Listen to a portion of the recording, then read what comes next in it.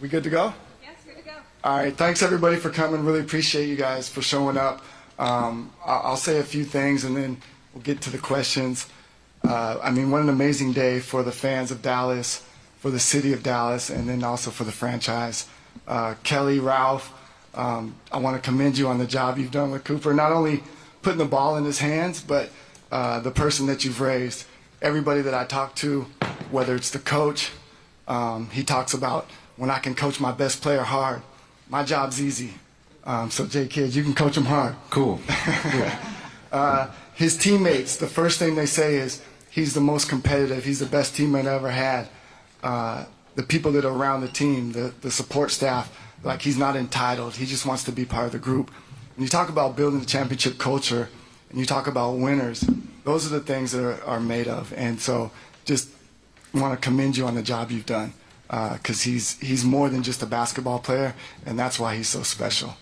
And with that, I'll open it up to questions.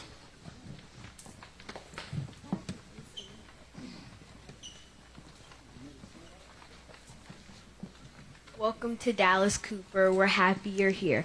First question, you're a versatile two-way threat. If you had to pick, would you rather make a big block or posterize someone with the dunk?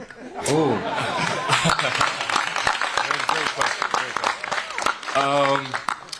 That's a good question. I think maybe a dunk, maybe a posterized dunk. I feel like, there's a lot of energy that goes with a play like that. All right, thank you.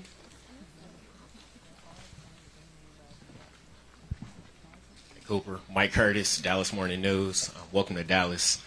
Shortly after the Mavericks got the #1 pick, there was a video that surfaced of you, 13, 14 years old, in a Maverick shirt.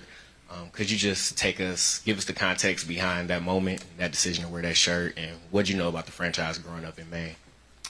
Yeah, I mean, I think I was 13 years old. I had a really good friend who is a diehard Mavericks fan, and he's a little older than me, and he had kind of outgrown some of his clothes, so he, lent them down to me. And at the time, you're just wearing what you can, going through wearing clothes, and I love basketball, and so I had just put it on and went for my workout.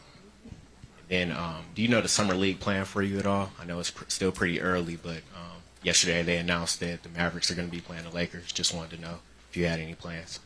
I'm not exactly sure on a plan. I'm planning on playing. But yeah, I'm not sure on any sort of plan. I don't think we've had any of those conversations yet.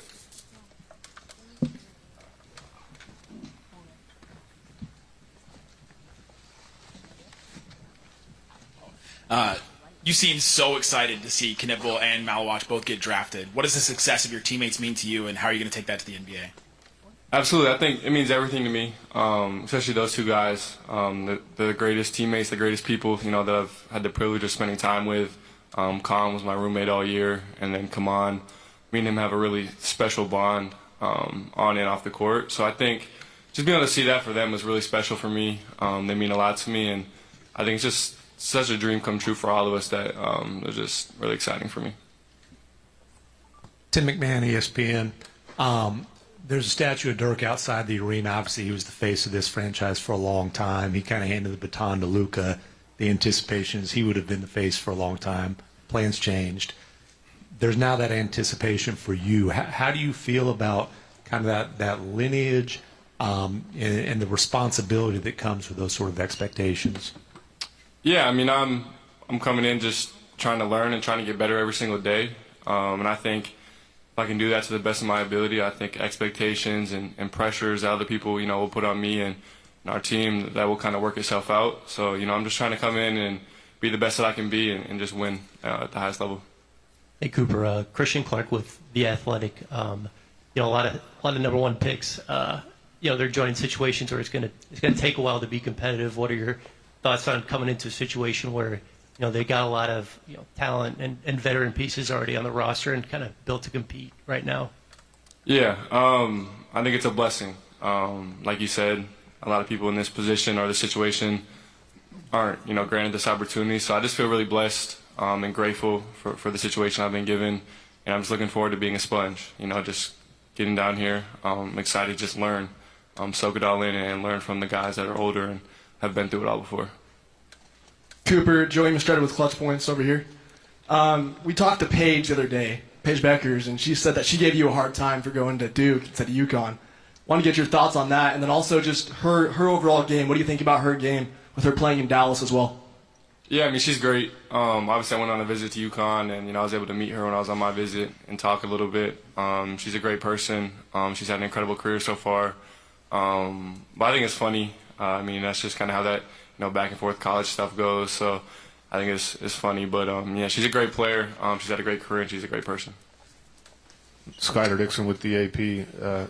Cooper, this is quite the scene. The hoopla is only going to probably go up from here. How does being at a program like Duke, a storied program like that, help you sort of deal with what this is today and what you're going to face going forward? Yeah, I think being able to go to Duke and be under that spotlight, it's kind of good preparation. And then even nowadays with the NIL era and stuff like that, college kids are kind of under a bigger microscope than ever. So I think it's a great preparation, honestly, for me to kind of come to the next level, and I've had a year to kind of deal with a lot of that stuff and the media and all that different stuff. So I think it's just great for me to kind of have that year of preparation.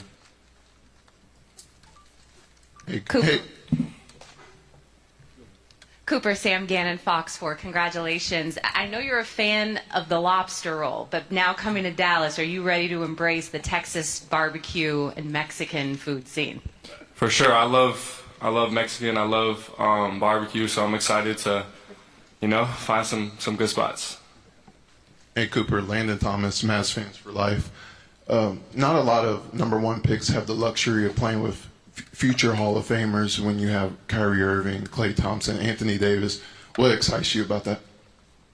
Yeah, I think like I said earlier, just being able to be a sponge. Those guys have so much knowledge. They've been through so much, and they have so much experience that it's just going to be an incredible opportunity for me to learn and grow under them. Cooper, Brad Townsend, Dallas Morning News. Fans and media alike have been trying to pencil you into the lineup, unsure whether guard, forward. What do you primarily see yourself playing? After talking to Jason. I think it's a versatile position. Doing a lot of different things. I think with the team, looking at the roster, we can play a really good brand of positionless basketball. With a lot of guys that can do a lot of different things. So I think that'll be one of the biggest strengths, and I think just trying to play to that and just doing whatever I can to help the team win. Jason, Eddie Sefko, Mavs.com. You've been and have been around a lot of young, talented players. How do you go about molding Cooper and bringing him along to become the star that everybody thinks he will be? Yeah, I think just from past experiences, being in this seat, being one, but just sitting here listening to him, is it incredible? I mean, we're talking about an 18-year-old who has all the right answers and is talking about working out after this. But, when you talk about his gift, he's a basketball player, and he's a winner.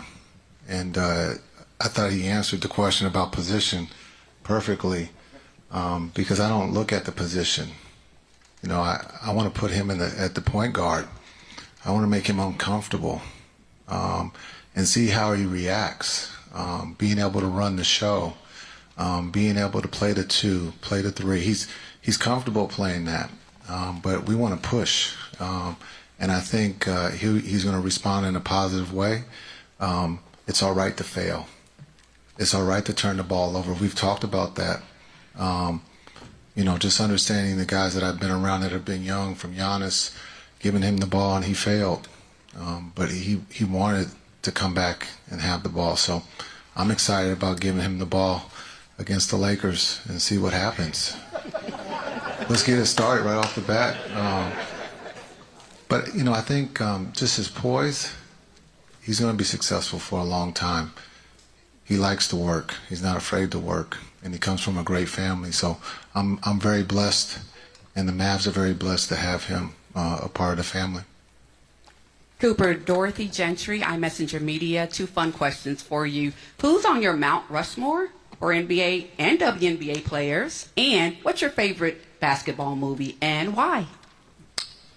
My favorite basketball movie is Hoosiers. That was one of my favorite movies growing up. I watched it hundreds of times. My Mount Rushmore of NBA players, I would say Larry Bird, Michael Jordan, LeBron, and probably Kobe. And then WNBA, Candace Parker, Brittany Griner, I think Asia Wilson is on there, and then I might put Caitlin Clark on there just because she's changed the game so much and is heading in the right direction, and I just love what she's been able to do. In the back, Nui Scruggs, NBC5. Question for you, Jason. Having sat in that seat before when you were drafted number 2 overall, knowing the expectations that the fan base has and representing hope, what's the one bit of advice that you could give Cooper that maybe you didn't have when you first came to town with all the hope and hype being a number 1 pick? Yeah, I think he brought it up earlier. He's very lucky to have veterans, future Hall of Famers. When you talk about Kai and Clay and then AD, just understanding the vets are going to, protect him and help him, and they're going to push him. When I was drafted, we were maybe the youngest team. When you talk about Jimmy and Jamal, we just didn't have a lot of vets. I know Mo Wiley's here. No disrespect, he was a vet. But we didn't have future Hall of Famers. So I think when he's stepping into this situation, there's no better situation for him to learn the game on and off the floor. Jonah Javad here with WFAA. Cooper, your parents are front row and have been an integral part of your journey, I'm sure. Was there a moment growing up in childhood that you remember when they kind of really fostered your love for the game? As soon as I can remember. I always had a ball in my hands. As soon as I was able to shoot outside, we had an outdoor hoop, mom, dad outside playing pig with us, shooting around with us, just kind of having the ball in our hands at a really young age. So they're definitely, the people that did that, and, I'm very thankful that they did. Cooper, Lawrence Dow, Fort Worth Star Telegram. You chose the number 32. Can you talk about what went behind that choice of jersey number? Yeah, so 32 has always been my number. I wore it as a little kid, wore it in middle school, high school. Last year, obviously, it's retired for Christian Laettner, so I wasn't able to wear it, but I'm just excited to get back to my number. Cooper, Faith Knight with D210 Sports. Being the second youngest draft number 1 pick overall behind LeBron James, what advantage do you feel you possess that has helped you get to this point in your career? I think just having incredible people around me. I have a really good support system and a group of people around me that have helped me make decisions and things like that. Starting with my parents and my brothers have been with me every step of the way and kind of helped me to get to where I am in every way. So I think just having incredible people around me is really the biggest thing that's helped me to get to where I am. Abby Jones, DLS Sports. Cooper, welcome to Dallas and congratulations. This is a 2-part for Cooper and Jason. Your team, your experience with Team USA and playing there, how has that kind of contributed to how you're going to transition into the NBA? And then Jason, with your experience with Team USA as well and the Olympic staff, as a player and now a head coach, how are you able to, manage Cooper and meet him there? Yeah, I think that experience was, really important for me. It was such a good learning experience for me to just be able to go out there and share the court with 12, 13 Hall of Fame caliber players. So I think it was just incredible for me to get on the court, get comfortable, and see what that was like. So I think that will help me make this transition and just being confident in myself. Hey, Cooper, Pat Doney with NBC here in Dallas. Welcome to Dallas here in the middle. Everyone around you talks about your competitiveness and that you've always been driven by being great from a young age. I'm curious, what is it that drives you, and what are your expectations when it comes to now your NBA career, to not make this the highlight of your career, getting to the NBA, being the number 1 pick? Don't forget that question. Go ahead. Okay. Yeah, I think the competitiveness, I think it just started from a young age, playing with my brothers, playing with my mom in the driveway, fostering that competitive spirit and just loving to win. I think that's a really big part of it is just loving to win, and that's why I play the game. I play to win, play to compete, play to play really hard. And so those are the reasons that I love the game, and I fell in love with the game, and I think that's what's kind of created that competitive spirit and drive. Noah Weber from the Smoking Cuban. Cooper, welcome to Dallas. This is a question for both you and Coach Kidd.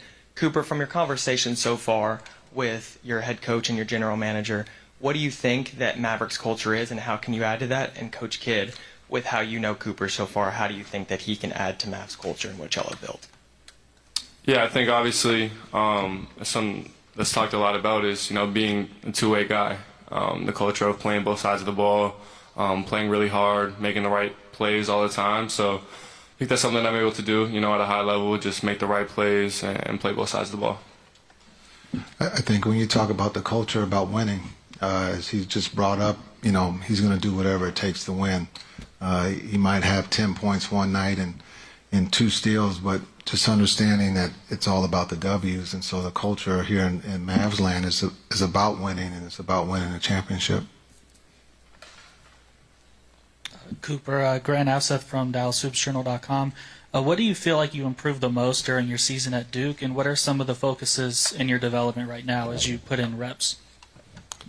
Yeah, I think just getting comfortable with the ball in my hands. Coach Shire really trusted me with that right away, and I had to go through some mistakes, some trials and tribulations, and just figure it out. But Coach Shire never went away from me, never stopped trusting me, and I think that's kind of what helped to just really get me comfortable throughout the year and get really efficient. Michelle Montaigne, WFAA. This one's for Nico.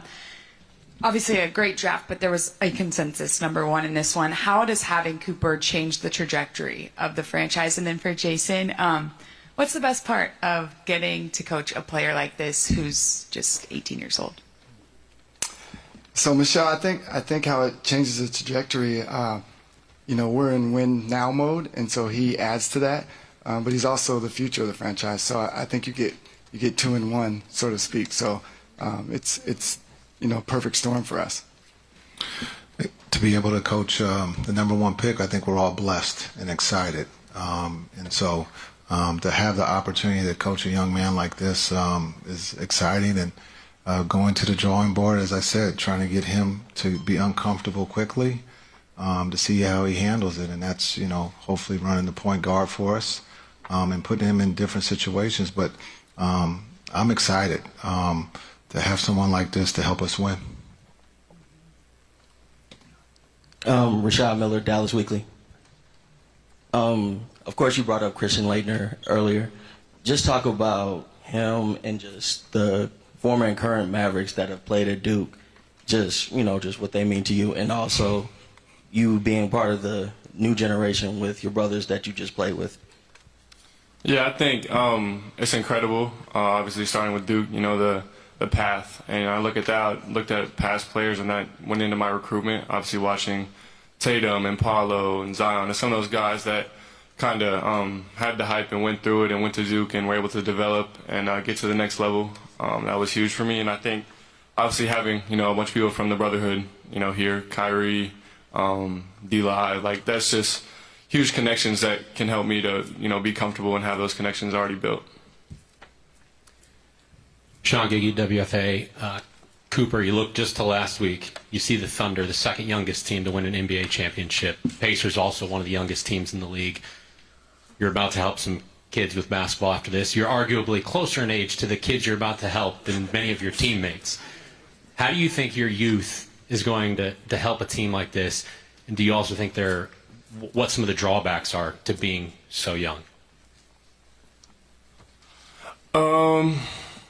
I'm not sure how my age will play into it, but I'm just excited to bring my game to the table and just bring the energy, both sides of the ball, and just try and impact winning in a lot of different ways. I don't really know what the hardest part will be. I guess we'll find out pretty soon. Hey Cooper, Christian Clark here with The Athletic. I think you were 4 years old when Kyrie got drafted, 5 when AD. I was just curious, do you remember anything from those guys' college careers? Do you have any memories or anything like that? No, I didn't watch them in college at all. But growing up, I got to see them, shine and play in the league a lot, and those are the two guys that I was able to watch a lot of growing up.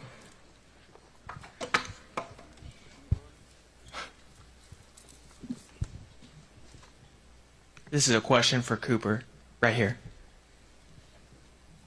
So you grew up with a twin brother. I'd like to hear, what would you say that your favorite basketball stories with him, and how has he pushed you to become the best player that you are today?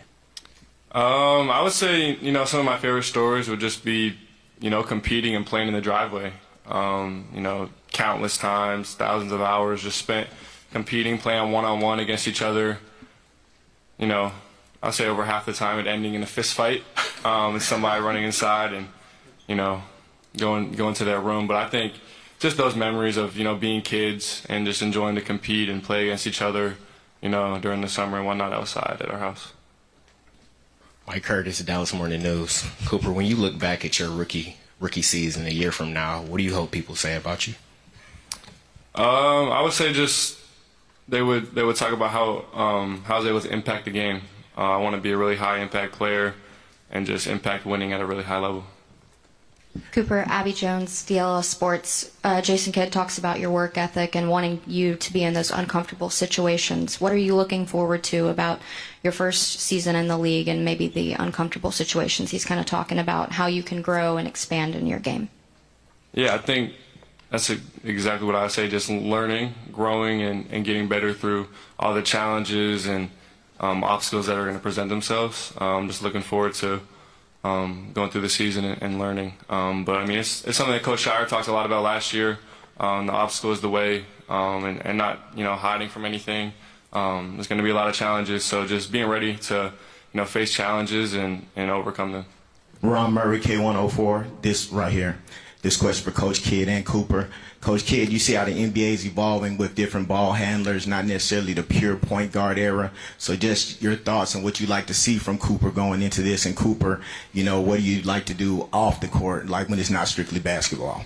Yeah, I think being able to have Cooper, he can handle the ball, as he's brought up. And so as we go forward this summer and throughout the season is to try to get the ball in his hands as much as possible so that he become comfortable running our offense. And then when you have multiple guys out there that can dribble and pass, it just makes the game simple and easy. Cooper, over here, Leslie McCaslin with Dallas Mavericks. I'm curious, obviously you didn't get to watch him play when you were younger, but what do you know about your head coach's playing career, if anything? It was in black and white, so definitely didn't see it. No, I mean, I didn't get to watch it a ton. I'm going to have to freshen up, do my research. But I think, everybody talks about how legendary of a player he was. So I think, I'll have to watch some more and figure that out. But he was a killer, so. Thank you. A winner. Thank you. Ro Parrish, CBS Texas. Cooper over here, right this way. So talk a little bit more about the brotherhood and your relationship with D-Live. Could you go into that a little bit deeper? Yeah, I think Derek came back during last year when we were, in the preseason part of everything, and just being around. He was present. We were able to talk to him, hang out with him on and off the court. So I think it was really cool, just to meet him and kind of build a relationship with him. He's a really, really cool guy. So I'm just excited to continue to build a relationship with him and be able to share the court with him as well. Nico Harrison, Newy Scruggs here, Channel 5. Drafting Cooper Flagg, obviously fans have been happy. They're buying the jerseys. Do you think this helps heal part of your relationship and the fans after everything this past season? Yeah, I think so. I think it will help. Most importantly, I think it just, we're in win now mode, and we have a really good team, and Cooper adds to that. So I think the fans finally start to see the vision. This question's for both Nico and Coach Kidd. I'm just curious, when did you ever watch or see Cooper play in person, and what were just your initial impressions of him? Well, when I first watched him play, my first impressions were, wow, it'd be great to have the #1 pick. But no, just the way, he impacted the game on both sides of the ball, and he played super hard. And so that was my initial reaction. And again, us not thinking we would have a chance to draft him, I didn't put too much stock into it. It was more of a dream. Cooper, you've played at a lot of different areas and environments, the toughest competition. We've seen footage online that you've played at Rucker Park, the street ball capital of the world in New York. What are your thoughts about how well you played there, your personal thoughts?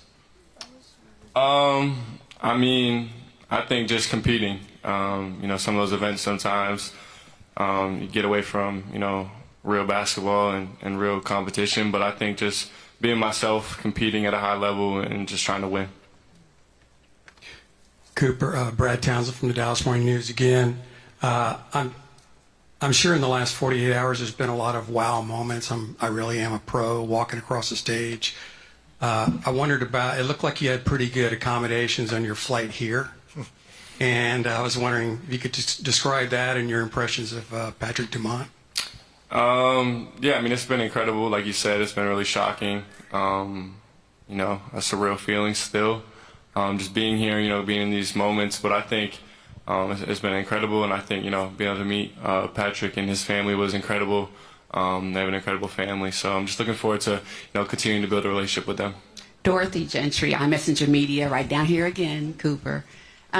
Two more fun questions for you. What's on your playlist? What kind of music do you listen to, one? And then 3 things that you cannot live without. As far as music goes, I'm not huge into music. Never on the aux, so whatever, you know, whoever I'm with, my teammates, whatever they want to listen to, I'll listen to whatever. And 3 things I can't live without, I would say golf, basketball, and my family. Just 2 more questions. Over here? Yeah. Jonah Javad, WFAA. Actually, 2-parter now that you bring up golf. One, what's your handicap, and are you looking forward to playing with the 2 guys next to you? And 2, what have you known about Texas and maybe the DFW area, whether it's from talking to D-Live or Kyrie or your high school teammate Liam McNeely, who's from Richardson? Yeah, so I think I'm around a 13, 14 handicap, and I'm looking forward to playing them as long as they'll give me some strokes. So that is part of that. And then I would say, as far as the area, you know, obviously, like you said, my old teammate Liam, you know, is from this area, and I was able to visit him a little bit, and I've been through the area a little bit, but it's an incredible area. It's really beautiful. I'm excited to learn the city a little bit more. Cooper here in the back, 33 Sports, Daniel Stevet. Jonah kind of took the thunder with the golf question, but I'm curious, you are in Dallas. Scotty Scheffler, Will Zalatoris, Bryson DeChambeau. Perhaps if you get a chance to play with them, maybe you can take these guys sitting next to you. Are you planning on playing with some of the big stars in golf? I don't know if I'm good enough for that, but that would be an incredible experience for sure. All right. Thank you, everyone, for joining us. One more thing. We're going to do pictures.